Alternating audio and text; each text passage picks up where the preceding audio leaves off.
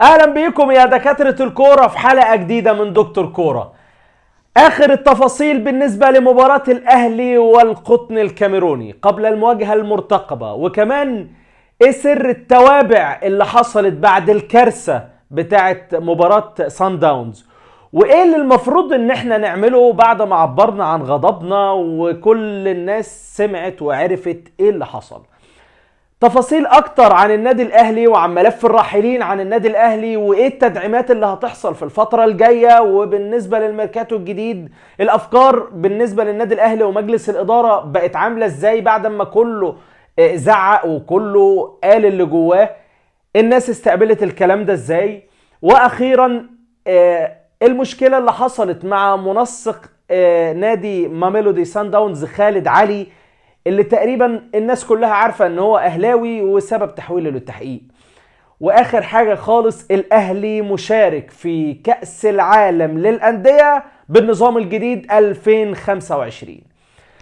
بالنسبة لأول حاجة كده، قبل ما نبدأ وقبل اي حاجة خالص لازم تصلي على النبي، واعرف ان انت الداعم الوحيد ليا، فتنزل حالا تفعل الجرس وتشترك في القناة عشان يوصلك كل جديد دعما. واخوك دكتور كورة. فيلا نقول اول حاجة هبدأ لك بيها وهكلمك عنها، وهي ان نصيحة لكل اهلاوي وانا قبل منك، عشان انا برضو اللي طلعت الفيديو اللي فات اللي هتلاقيني سايبهولك فوق ده، طلعت وقلت لك الخطيب لازم يرحل. الخطيب لازم يرحل. انا اللي طلعت وقلت الخطيب لازم يرحل. طلعت وبينت غضبي وقلت رأيي بكل واقعية.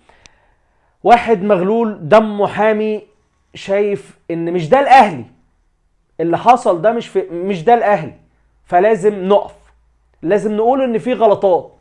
كان لازم ان الناس تعرف، وبالذات مجلس الاداره يعرفوا احنا مصيرنا ايه، لازم يعرفوا احنا حاسين بايه. الصوت وصل دلوقتي بقى، انا سامع نغمه ايه بقى؟ يلا نمشي كولر، يلا نمشي مجلس الاداره، ويلا نمشي الخطيب، ويلا نمشي اللعيبه. امال مين اللي هيفضل في النادي؟ احنا لما نمشي كل دول مين اللي هيفضل في النادي؟ احنا هنهتف ونشجع مين؟ احنا هنقول الاهلي ده لمين؟ كيان الاهلي في جمهوره اللي بيدعم فريقه.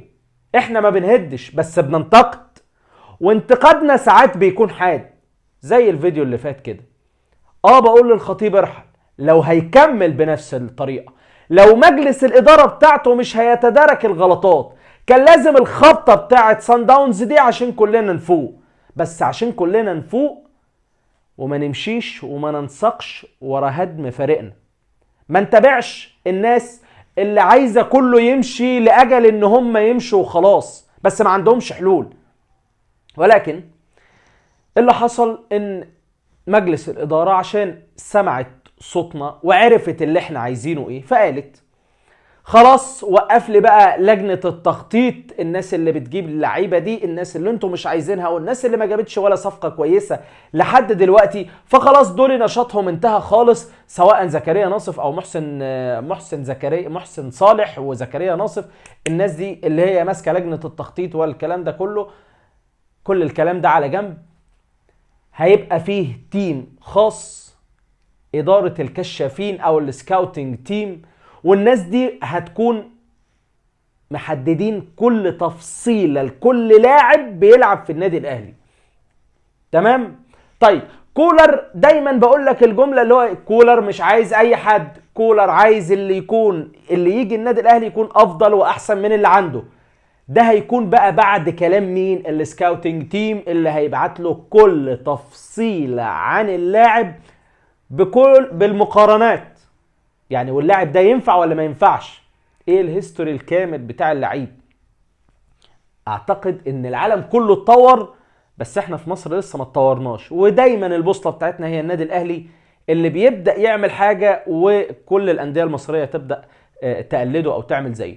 فدي طبعا خطوة كويسة جدا ان هيبقى فيه سكاوتينج تيم، ولازم يكون في موافقة كتابية من السكاوتينج تيم بعد المدير الفني للاعب اللي هيخش النادي الاهلي، عشان من الاخر نقفل بقى قصة الصفقات الفاشلة والصفقات الكسر والصفقات اللي مش عارف ايه والكلام ده كله نقفله.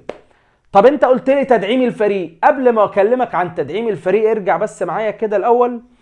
عندنا مباراة بكرة مهمة جدا وهي مباراة القطن الكاميروني. طبعا اللي حصل حصل، حسبة المجموعة وان احنا نصعد دي مش بتاعتنا ومش بايدينا. عارفين انها بايد ناس تانيين واحنا اللي عملنا كده في نفسنا، ولكن احنا الاهلي. مش هفكرك عشان انت فاكر وعارف انت مكانك ايه في القرن، ولكن انت في كبوة ولازم تفوق منها وتفوق بسرعة. انت مش مطالب منك غير ان انت الماتشين اللي جايين تكسبهم وبس، من غير ما تبص لاي حاجة. يحصل اللي يحصل خلاص، ده مش بتاعك بقى، لانه مش بتاعك يعني بعد اللي انت عملته في نفسك. فاحنا المفروض مباراة القطن الكاميروني بكرة لازم اكون او لا اكون، مباراة الهلال اكون او لا اكون. وفي تطاول دايما من جهاز الفني والاداري والمدير الفني من نادي الهلال السوداني، وتطاول على النادي الاهلي. لازم كل واحد يعرف حجمه في الملعب. احنا بنرد في الملعب، هم بيرد بالجعجعة، لكن احنا بنرد في الملعب عشان احنا النادي الاهلي. ده اللي بايدينا ان احنا نعمله. ولكن مباراة مهمة ومباراة صعبة، ومحتاج ان احنا نكون ورا فرقتنا ونقفل شوية. خلاص صوتنا وصل لكل الناس. اللعيب اللي مش هيقدر يشيل تيشيرت النادي الاهلي بالسلامة. ما عدناش هنستنى على حد، ما عدناش عايزين لاعب نشوفه مرة و10 لا، ما عدناش عايزين الاشكال دي في النادي الاهلي. لازم كولر يغربل، لازم السكاوتنج تيم يغربل عشان نطلع طلعة مظبوطة من الاول وجديد. المهم بالنسبة للتدعيمات، الراجل مارسيل كولر مش عايز ومش مقتنع بحد في المهاجم او المهاجمين، يعني الا موليكا اللي هو قال عليه. يا جماعة بعد اذنكم هاتوا موليكا للراجل. يا فريق السكاوتنج تيم، يا كابتن محمود الخطيب، هاتوا موليكا للراجل. طيب رد النادي الاهلي قال ايه؟ قال احنا مش ممانعين وهنجيب موليكا باي شكل، وحتى لو هندفع اكتر هنجيب موليكا، وكل رغبات مارسيل كولر لازم تتطبق وتتنفذ. وده كلام يحترم من مجلس الاداره. عايزين خطة ناجحة، احنا مش بنهدم، احنا بننتقد عشان انتم تحسوا بالحرقة اللي جوانا، واحنا عارفين ان انتم دمكم محروق زي ما احنا دمنا محروق، ولكن فين النتيجة على ارض الواقع؟ احنا عايزين نشوف نتائج. طيب النادي الاهلي عايز يتعاقد مع مين؟ طبعا كلنا عارفين قصة المهاجم اللي هو موليكا. عايز يتعاقد مع مدافع، وعايز يتعاقد مع باك ليفت بديل لعلي معلول. طب وبالنسبة لحراسة المرمى، لحد دلوقتي موضوع حراسة المرمى واقف. ليه؟ مش عارف. ليه مش عارف. اعتقد ان احنا ممكن نشوف، هتقول لي مفيش في مصر واحد بجودة الشناوي ياخد جودة الشناوي واحنا نشوف حارس تاني. ده رأيي. في الفترة الأخيرة الشناوي مش عايز اقسو عليه، ولكن مستواه ضعف وقل بكتير قوي عن الاول. طيب يعني الراجل دلوقتي عايز مدافع. طب عايز مدافع ليه؟ هتقول لي ما انت عندك مدافعين وكمان خالد عبد الفتاح. لا استنى. طبعا الراجل كده مش مقتنع بايمن اشرف. حتى الراجل ما بينزلوش في اي ماتش ولا على الدكه ولا في اي حاجه. تمام كده. فايمن اشرف هيكون خارج حسابات الراجل وهيمشي من النادي الاهلي. طيب رامي ربيعه، فاكر انا عملت لك فيديو تقريبا من اسبوعين، وقلت لك ان رامي ربيعه مش راضي يجدد بعد الكارثه اللي حصل، والواد خده كده وحطها جون. ولا يعني كانه رقص واحد في مركز شباب. المهم فرامي ربيعه عايز يتساوى باعلى مرتب في النادي الاهلي وكمان يتفوق عليه، فالنادي الاهلي ما وافقش.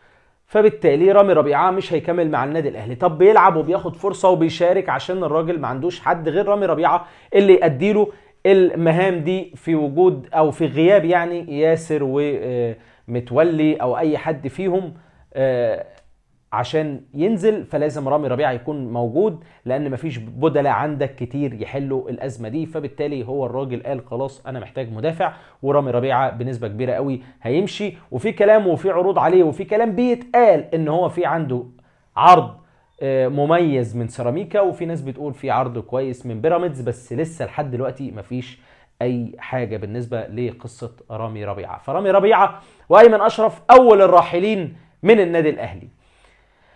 طيب معاهم مين؟ ركز معايا في الكلام. اي عرض، اي عرض هيجي لقفشه، لبرسيتاو، لديانج، ويكون عقد كويس يليق بالنادي الاهلي ويدفع مبالغ محترمه، اللعيبه دي هتطلع وهتمشي. كلام نهائي.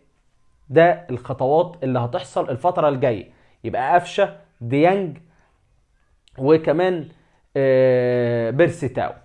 نسيت اقول لك بس قصه الباك الشمال. انت عايز باك شمال بديل لعلي معلول، مش هيبقى نفس الجوده. لو علي معلول جودته 100% فانت عايز واحد جودته 90%.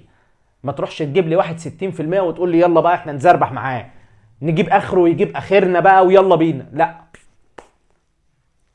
السكاوتنج تيم دي وظيفته ان هو يفلتر ويطلع لنا المظبوط.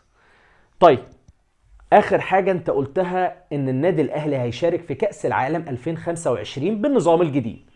طلع رئيس الاتحاد الفيفا انفانتينو وقال، طبعا انفانتينو لسه كسبان بالتزكيه، بقى رئيس للاتحاد الدولي لكره القدم الفيفا ل 2027 بالتزكيه، ما حدش اترشح قصاده.